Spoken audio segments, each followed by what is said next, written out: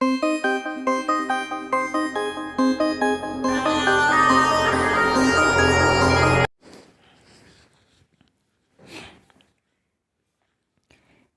Dear student, कैसे हो आप सभी लोग। मैं हूं डीआरएक्स दिवेश पल और आज की क्लास में आपका बहुत बहुत स्वागत है।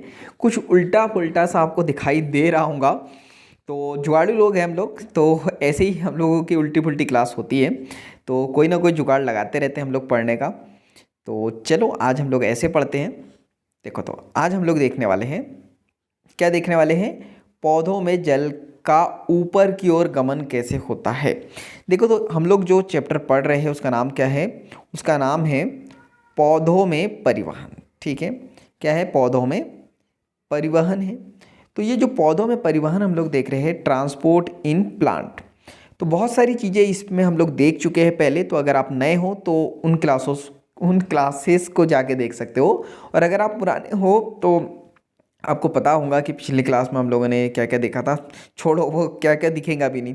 ठीक है, ये देखा था कि क्या क्या होता है, एपोप्लास्ट पाथवे क्या होता है, सिम्प्लास्ट पाथवे क्या होता है, माइकोराइजा क्या होता है, ये देखा था। तो आज हम लोग देखेंगे कि यहाँ पे जो वाटर है उसका मूवमेंट कैसे होता है। ठीक है, सो 1 मिनट, देखो क्या क्या हो जा रहा है। सो 1 मिनट, क्लास अभी आ जाएंगी। ठीक है, तो ये क्लासेस आ गई, उल्टी पुल्टी आज क्लासेस चल रही है हम लोगों की। तो बस ऐसे ही पढ़नी है हम लोगों को, उल्टी पुल्टी क्लासेस। चलो, तो यहाँ आ गए हम लोग। तो हम लोग यहाँ पे बात करते हैं। सो 1 मिनट, देखो, सो 1 मिनट, थोड़ी सी प्रॉब्लम जा रही है मुझे इसको शूट करने में। चलो, तो हम लोग यहाँ पे इतना तो हो जाएगा ना आपसे, इतना वेट कर लोगे। अगर कर लूँगे तो चलो स्टार्ट करते हैं फिर, क्योंकि देखो थोड़ी बहुत प्रॉब्लम तो आएंगी ही आएंगी हमें। चलो, तो हम लोग यहाँ पे बात करते हैं।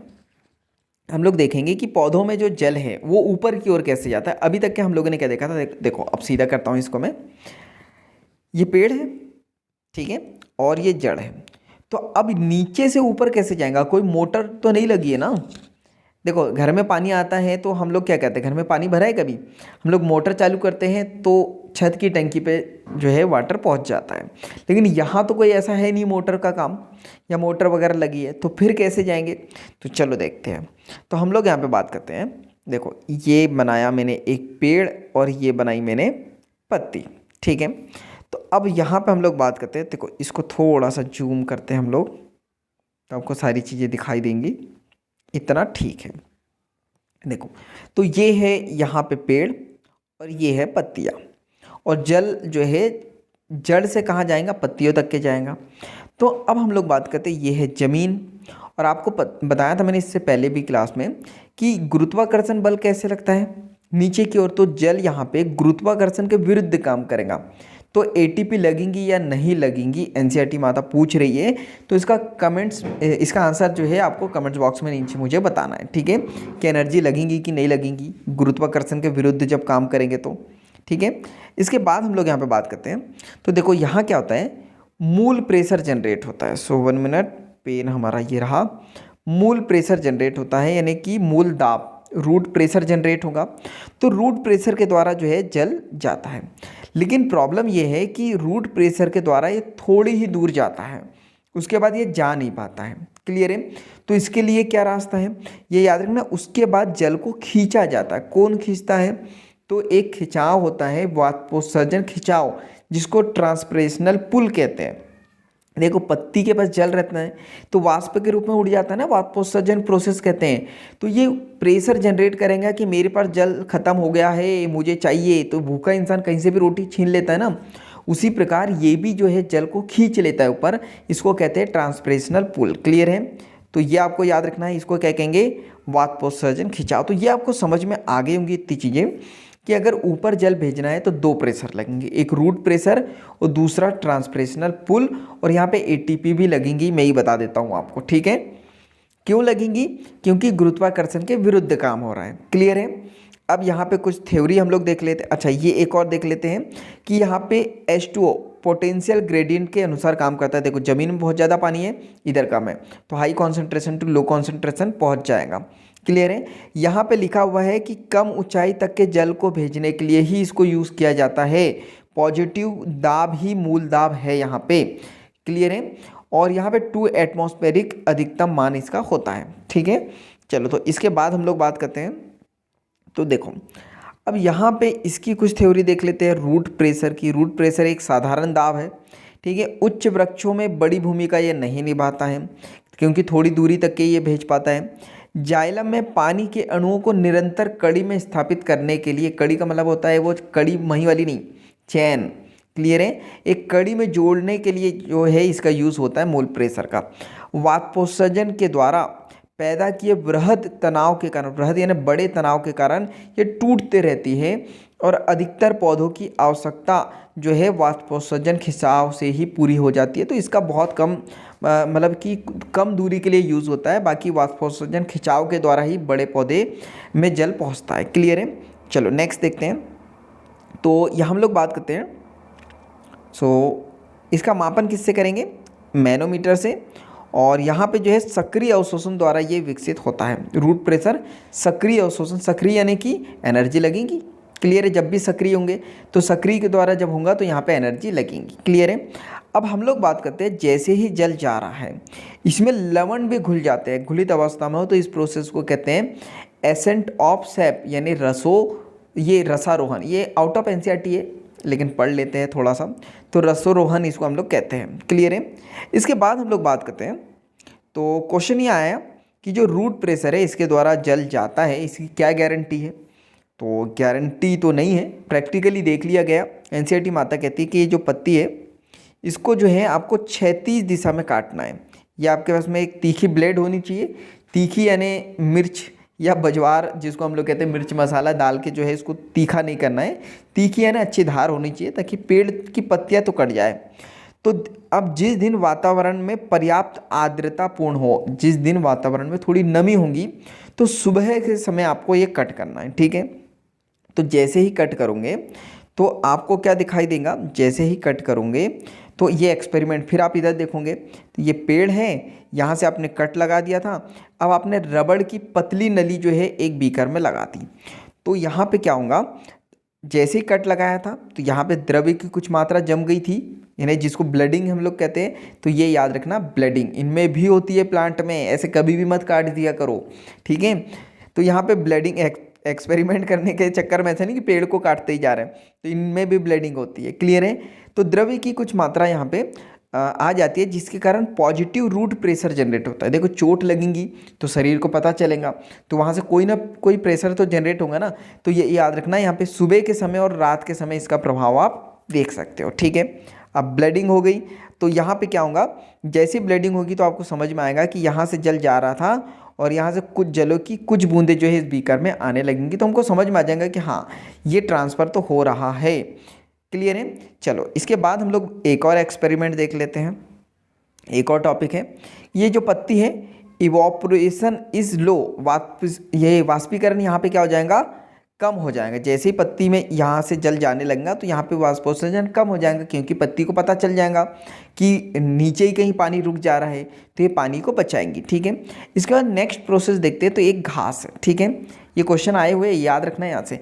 घास में एक विशेष छिद्र होता है जिसको हाइडेथॉड कहते हैं। क्या कहते हैं? हाइडेथॉड। अभी ठंड के दिन है तो आपने देखा होगा कि जो घास होती है उसकी टिप पर जल की बूंदें जम जाती है। ठीक है। और ये जल की बूंदें जम जाती है तो पानी का लॉस होता है, पानी का क्षय होता है। इस प्रोसेस को कहते हैं बिंदु स्त्राव या तो गटेशन। क्लियर है। क्या कहते हैं? गटेशन। चलो तो किसी का फ़ोन आ गया, 1 मिनट, 1 मिनट रुकना आप। 1 मिनट। चलो फ़ोन करते कट और हम लोग करते हैं कंटिन्यू। ठीक है। चलो तो यहाँ पे इस टॉपिक को हम लोग देखते हैं। तो इस टॉपिक की बात करते हैं।